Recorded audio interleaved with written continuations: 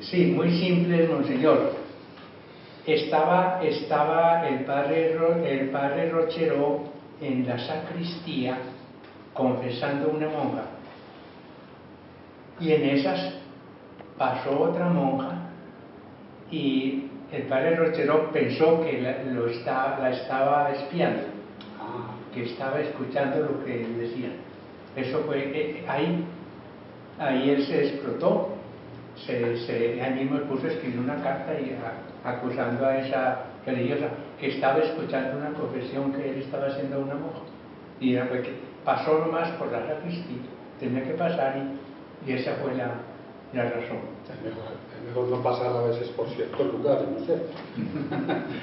Entonces, mira, entonces la sacada de las hermanas de la cocina del seminario de Santa Rosa, la sacada de la casa de Entre Ríos, ya monseñor se puso a escribirle diciendo que era una rebelde, y que por qué sacaba quitaba esa casa de Entre Ríos cuando le pertenecía a él tenía que decir si sí o no. Pero mirando el derecho canónico, la Madre Laura no tenía obligación, porque ella no pertenecía a Santa Rosa, la congregación no pertenecía a Santa Rosa, sino a Jericó. Esa era la razón. Pero de todas maneras sí había por educación. Pero como ya empezaron a romperse las relaciones, listo. Ya no respetaron ciertas cosas, pero... Porque él sí le decía expresamente en la carta: usted es una rebelde, usted es una desobediente, usted tal y tal cosa. Sí. Hay otra cosa, además de lo de la cocina del seminario, y es de la cocina del palacio episcopal en esos términos pues preconciliares, y es que la Madre Laura sugirió que se construyera un muro que separara las hermanas del obispo, sugiriendo, y hay algo en alguna carta de juego de manos del señor obispo con las hermanas. Entonces la Madre Laura en una carta le escribe a las hermanas, como era muy pequeña el lugar donde ellas dormían, cada vez que el obispo iba a visitarlas tenía que sentarse en la cama de alguna de ellas, y eso fue tremendo, como para la Madre Laura era como violarles la intimidad, la clausura incluso, aunque no eran monjas de clausura, pero estaban todos esos rezagos y todas esas figuras conventuales de las otras congregaciones, y entonces les escribe que le pongan una silla al señor obispo para que se siente afuera. Y eso fue una bofetada para Monseñor Willes, otro motivo más para que le agregamos a la ruptura. Esto de la Madre Rosa. Eso nos lo contó una hermana Laurita, que nosotros trabajamos en la serranía del Perijay, una hermana mayor que nos ha contado todo este tipo de cosas, las hermanas Lauritas. Muy bien, bueno, entonces yo creo que podemos cerrar el capítulo pues de la Madre Laura y concluimos que es una crisis antes de la apertura del seminario de misiones, y a dos gigantes, como decía, no sé si fue Cañolas o el padre Bernardo, dos gigantes que no caben en la misma diócesis. Yo creo que es apasionante pues esta historia, que se podría seguir profundizando en este tema, pero hoy les vamos a añadir otra crisis que es fuertecita, y es lo siguiente. Aquí tengo una parte del diario de Monseñor Miguel Ángel Willes del mayo 23 de 1960. Dice Monseñor: hoy 23 de mayo fue sepultado en la Catedral de Cali el excelentísimo señor Gallego, que fue uno de los, Monseñor Baite, no sé, uno de los que fue rector del seminario y después fue hecho obispo de Cali. Y Barranquilla. Barranquilla y Cali. Primero Barranquilla y después Cali. Sí. Y entonces la fundación de Barranquilla la movió él. Y la estaban utilizando porque como los barcos salían de ahí para el extranjero, entonces bueno, era bueno tener una casa allá también para que pudiera estar misioneros. Y creo que era una de las causas que vieron como oportuno, pero eso era muy. Y una cosa muy importante que él dio o pues prestó el palacio para alojar a los misioneros mientras se conseguía la parroquia de Guadalupe. Bueno, entonces continúa acá, dice Monseñor Willes, como dije, Monseñor Gallego llevó sobre sus hombros el seminario de misiones en los años más amargos y duros, por lo cual es dueño, al menos en muy buena parte de los frutos de bendición que ha producido este bendito instituto, sobre todo porque le tocó defender la empresa cuando el señor Jove, nuncio de su santidad, vino expresamente a cerrar el seminario de misiones. Oigan, escuchen bien esto, a cerrar el seminario de misiones de orden quizás de la Santa Sede. La finura de ingenio del rector, que de Dios goce, desarmaron al señor nuncio y así pudo telegrafiarme Monseñor Juan Manuel González Anechí, por donde yo andaba en visita pastoral y misiones. Hoy nació su seminario de misiones, bendigamos al Señor, ahora bendigo el alma de Monseñor Gallego y a los padres sus compañeros que unidos desempeñaron el oficio de librar de la muerte la obra más querida después de la diócesis. Entonces,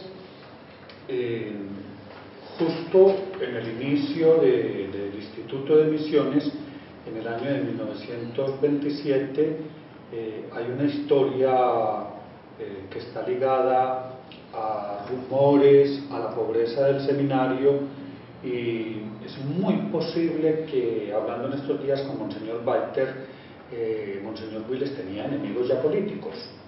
Y escuchemos al Padre Bernardo sobre este problema de esta primera crisis que casi cierra el seminario de misiones.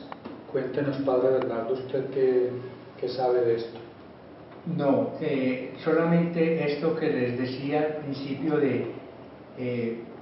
antes de fundar el seminario, en enero de 1927, que ya estaba en la mente de Monseñor Willes la fundación del seminario, pero vieron que era necesario que tuviera el visto bueno del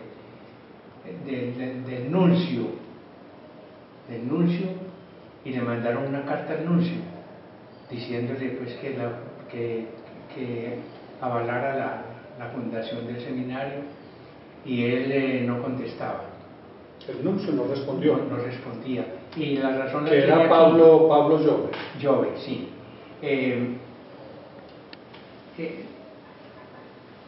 Si quiere le leo o le voy diciendo así. Como usted quiera, Padre Bernardo.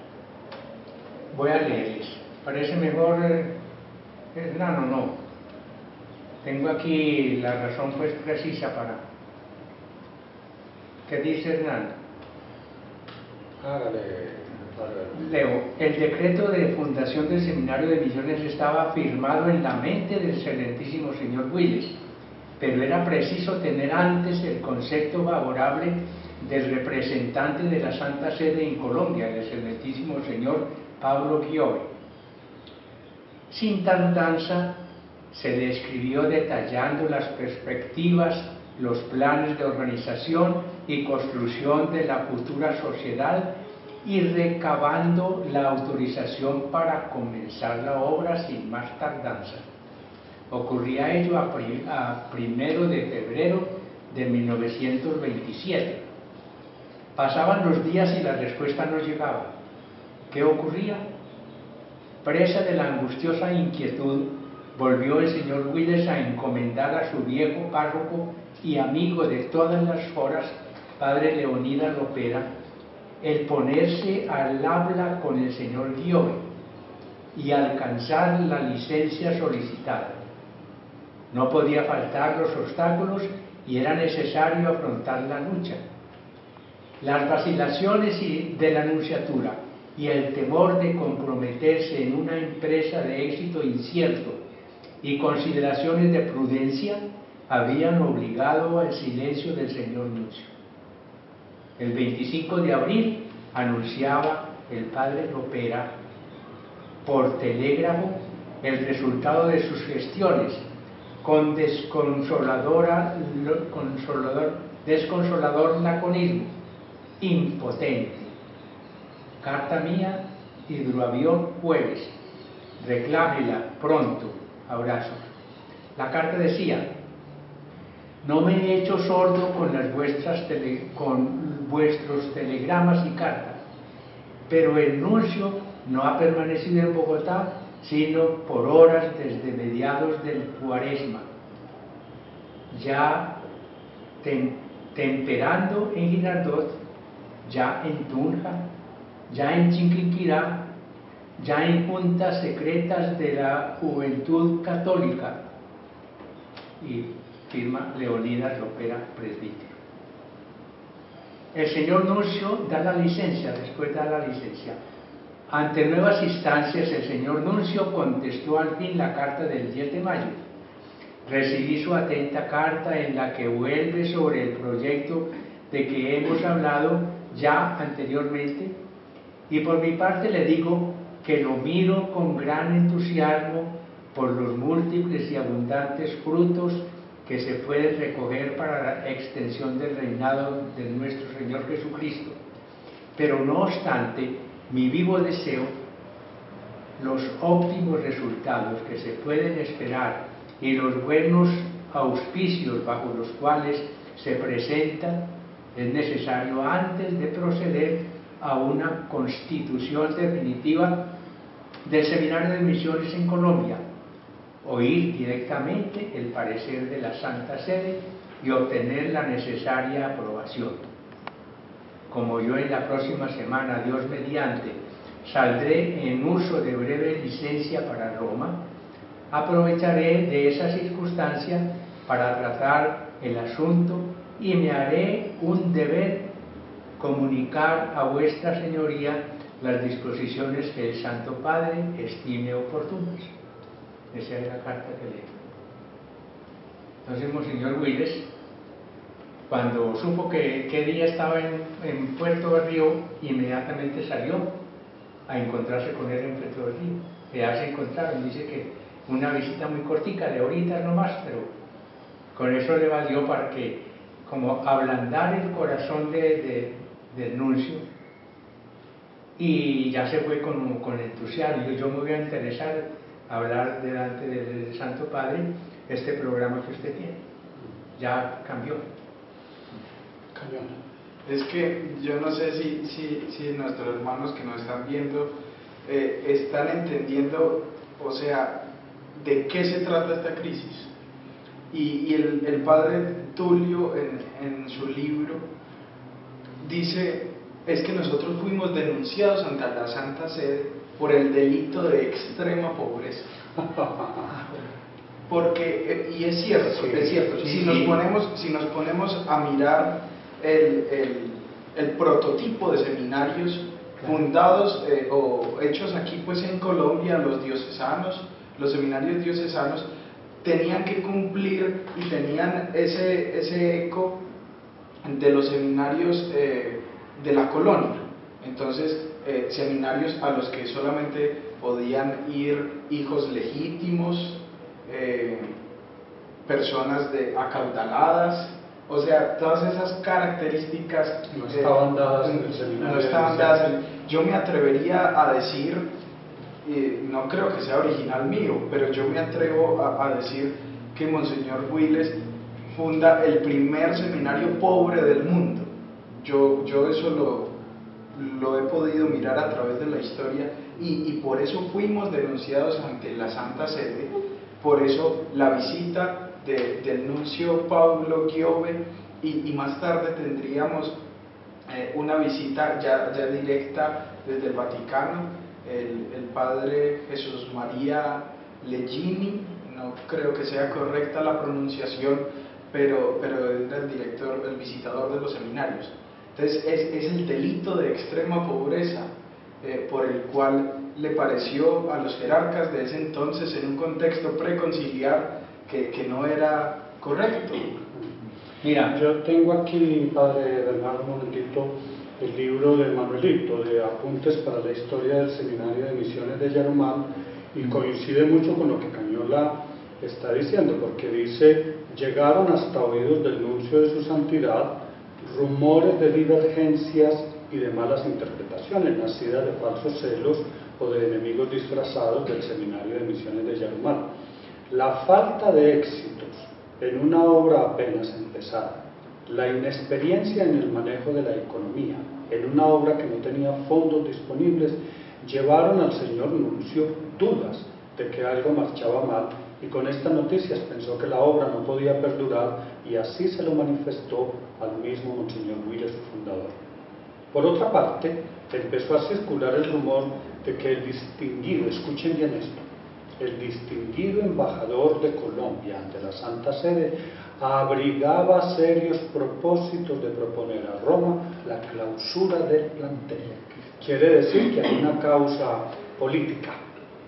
El embajador de Colombia en Roma tenía algo contra Monseñor Willes.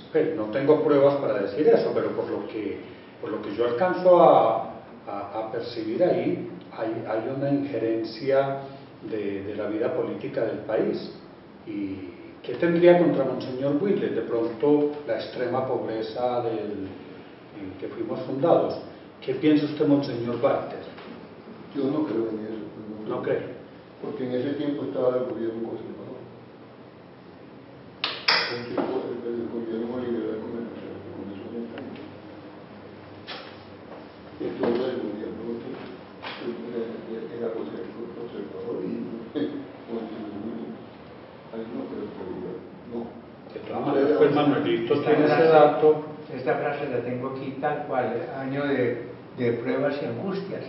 Este párrafo lo tengo aquí, lo saqué acá. ¿Usted lo sacó de ahí? Lo saqué acá, exacto, lo que leyó a él lo tengo aquí. Sí, que el gobierno liberal se diera eso, sí, pero el conservador no creo. Lo más es la hegemonía liberal comienza en el 30. Que aquí se puso unos señores porque los conservadores se dividieron con Valencia y con el otro, no me acuerdo el otro. Entonces por eso fue la pérdida del Partido Conservador.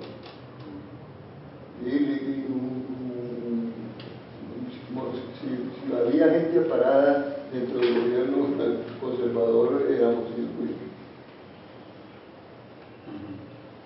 Sí, pero sí corresponde, Monseñor Walter, a un año posterior, a 1933, la visita del nuncio, según el libro de Manuelito, porque el libro de Manuelito sigue un orden cronológico, y en la página anterior del párrafo que acaba de leer el padre Oscar, habla del año de 1933. Entonces la visita del nuncio, que la visita del nuncio no era una visita tan oficial, porque él venía de Medellín, acababa de hacer una ordenación episcopal de Monseñor Juan Manuel González Arbeláez, y entonces es 1933. Entonces yo creo que sí corresponde, Monseñor Walter, a lo que usted dice, que es posterior a 1930. Aquí tengo la fecha.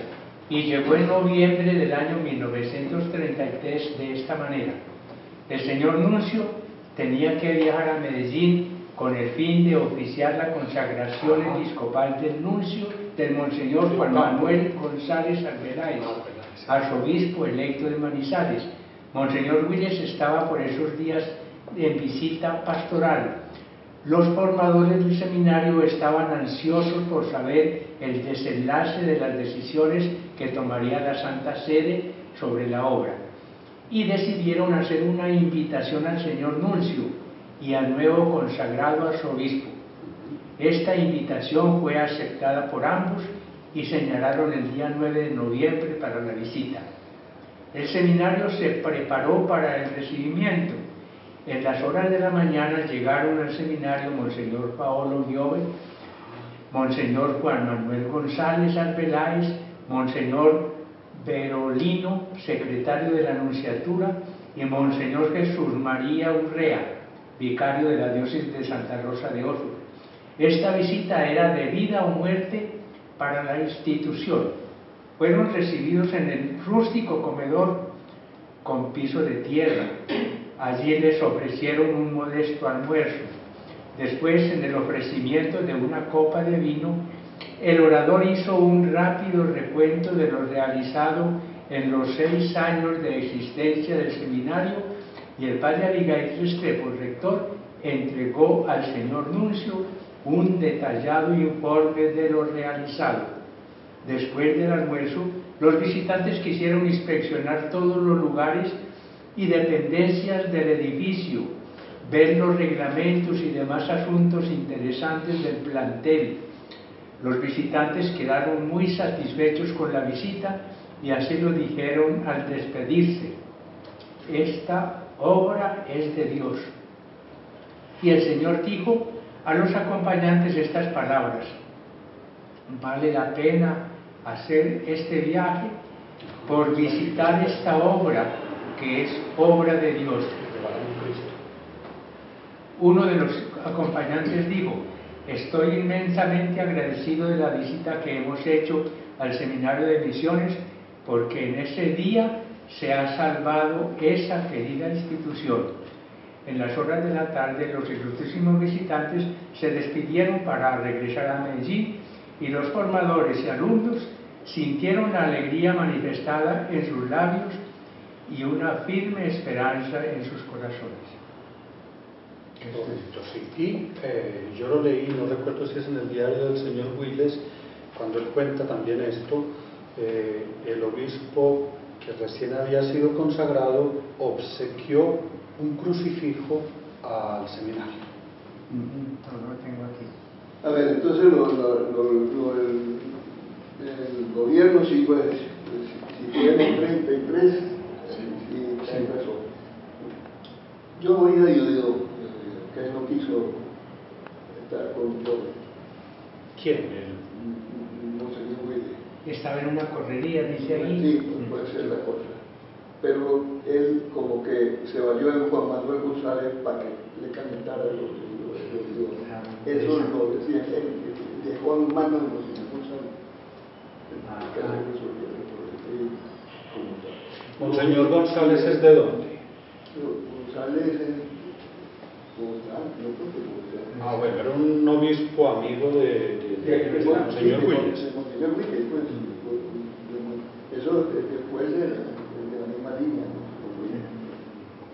Pero González, creo que eso lo oí yo desde que Monseñor Willes estaba, y todo buscó, y ahí coincide con lo que tú narras, ¿sabes? Y era Monseñor González,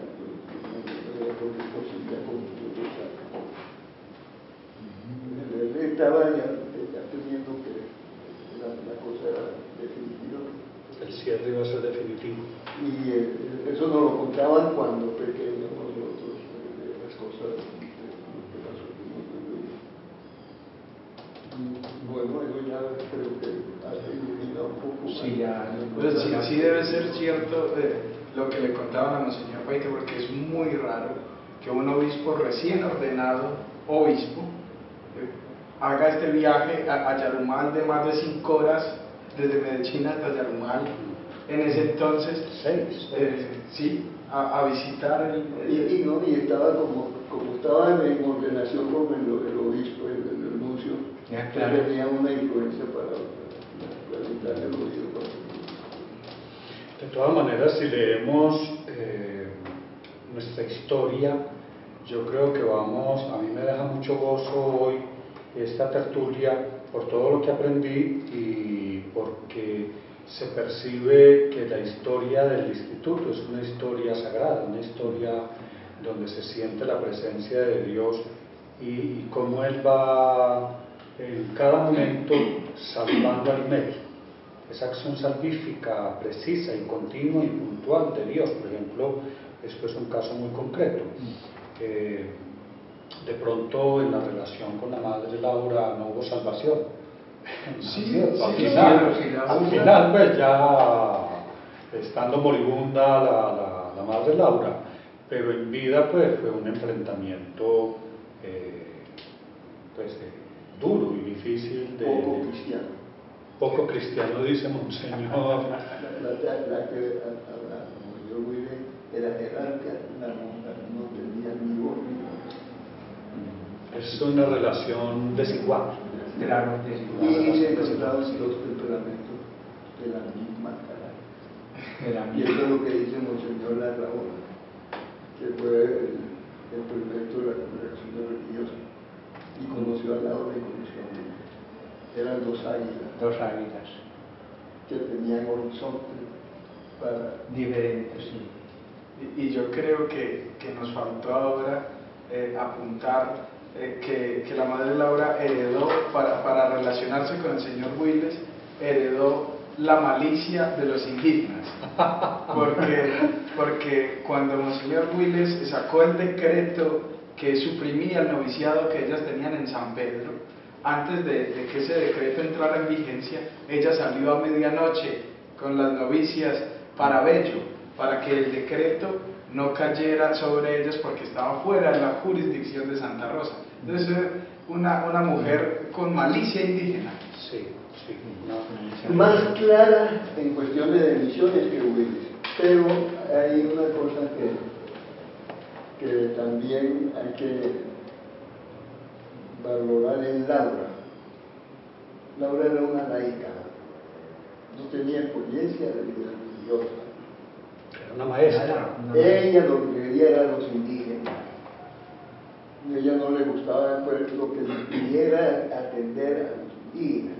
Y eso fue en materia del problema con el señor Arteaga, que le contaban anuncios que estaban preocupados porque esas mujeres andando en bestias ni de noche y salían por fuera, no leen la misa, no tenían misa diaria, no tenían clausura ni nada. Eso para ellos era las cabras, así les dicen a ellas. Las cabras. Sí. Eso era inconcebible en ese momento. Y Laura, y lo otro, así es. Entonces, el Monseñor Arteaga la sacó y pidió, nos llevó Carmelita de la República. No atendían a los indígenas.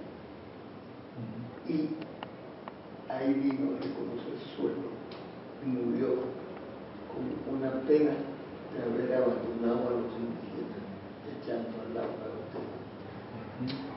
Y cuando se celebraron la canonización de Laura, provincial o de los carmelitas, pidió excusa a todo el mundo.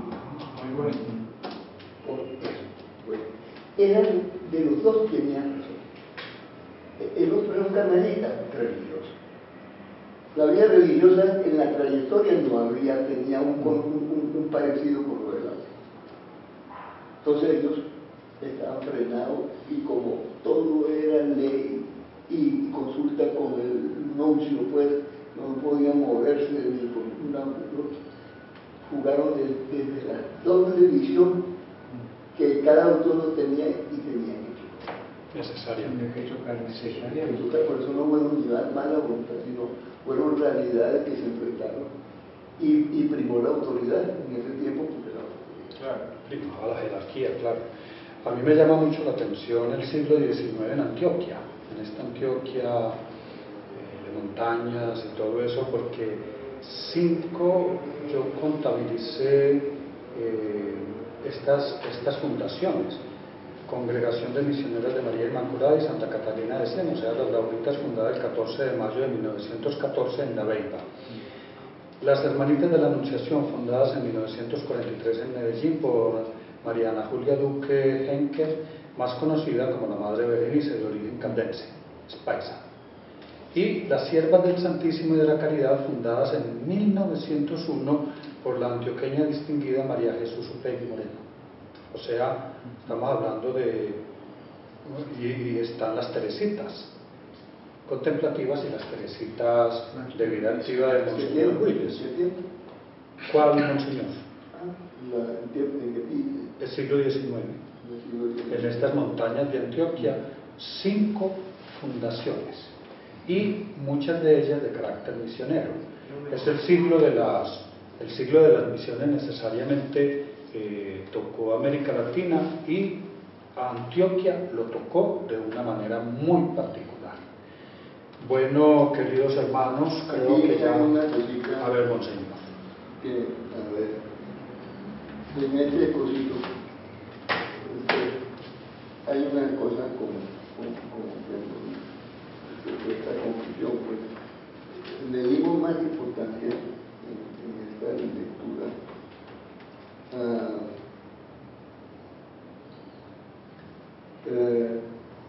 a presentar problemas, crisis que tuvieron mientras en este momento nos interesó más la fundación del seminario, pues, como la crisis esa de la fundación y todo. Pero aquí hay otro acontecimiento que es la que define el fin del instituto, que fue a Monseñor Usar. Eso porque no lo dejamos para la próxima. No lo vamos a conversar, sino si vamos a tocar cómo fue, lo que fue el retrato, ¿por qué se tiró por allá? El Monseñor se lo ofreció, ¿verdad? Era un visitador, y él mandó un telegrama, mejor obra que en mi recorrido, Seminario de Misiones ofrece el fundador a la congregación. Y eso, de ahí vinieron causas de problemas Eso fue en 1937, un año antes de la promoción de los primeros 7 sacerdotes misioneros. Monseñor Juan de Unzalu ponía desde Yarumar a la Sagrada Congregación de Propaganda Fide el siguiente cable: Cardenal Humazioni Biondi, Roma, pláceme comunicar, eminencia, que obra máxima encontrada, largo recorrido, es Seminario de Misiones de Yarumar, Grande Esperanza Iglesia. 130 alumnos, 7 primeros ordénanse año próximo. Abnegado obispo diocesano fundador, salúdalo conmigo. Eminencia vuestra, ofrécelo congregación propaganda.